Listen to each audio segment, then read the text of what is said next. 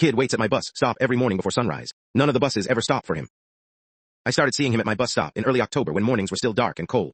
He always stood under the broken streetlight beside the bench. Same red jacket, same dark backpack, same hands tucked into his sleeves. At first I thought he went to another school. Our town has 3 different buses that pass the same corner before mine arrives. The weird thing was that none of them ever stopped for him.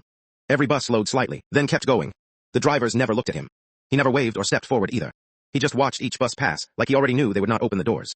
After a few days I asked if he was waiting for the middle school bus. He turned toward me slowly. His face looked pale in the early morning light. He asked if bus 14 still came at 6:42.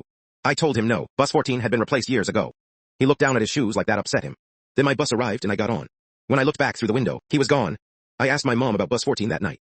She got quiet and asked where I had heard that number. Apparently, there was an accident at that corner before I was born. A student had stepped into the road after missing his bus. The route number was 14. I told myself not to talk to the kid again. The next morning he was already there.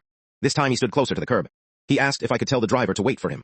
Before I could answer, my bus pulled up. The driver opened the doors and looked directly past me at him. Then she whispered, "Do not let him on." I told myself the driver was just superstitious, but her hands were shaking on the steering wheel. The kid at the curb watched me through the bus window as we pulled away. His expression did not change. He looked less disappointed than patient. That afternoon I asked the librarian if old bus routes were stored anywhere.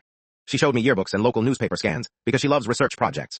I found bus 14 in a clipping about a winter crash near our corner. The boy's name was Aaron Mills. He had been waiting for a bus that never stopped, because the route changed the day before. He tried to cross the street and was hit in the dark. The next morning, I walked to the stop with my mom, so I would not be alone. Aaron was already there. My mom looked straight through him while unlocking her car. He asked if I had told the driver yet. I said nothing. His wet jacket dripped onto the sidewalk, but the ground beneath him stayed dry. When my bus arrived, the doors opened, and the driver whispered one word. "Run." I did run when she said it. I ran all the way back home instead of getting on the bus. My mom was furious, until I told her the driver told me to. Then she stopped yelling and called the school. The school claimed the driver denied everything. That evening, a bus transfer slip appeared in our mailbox. It was soaked through even though the weather had been clear all day. The route number was 14.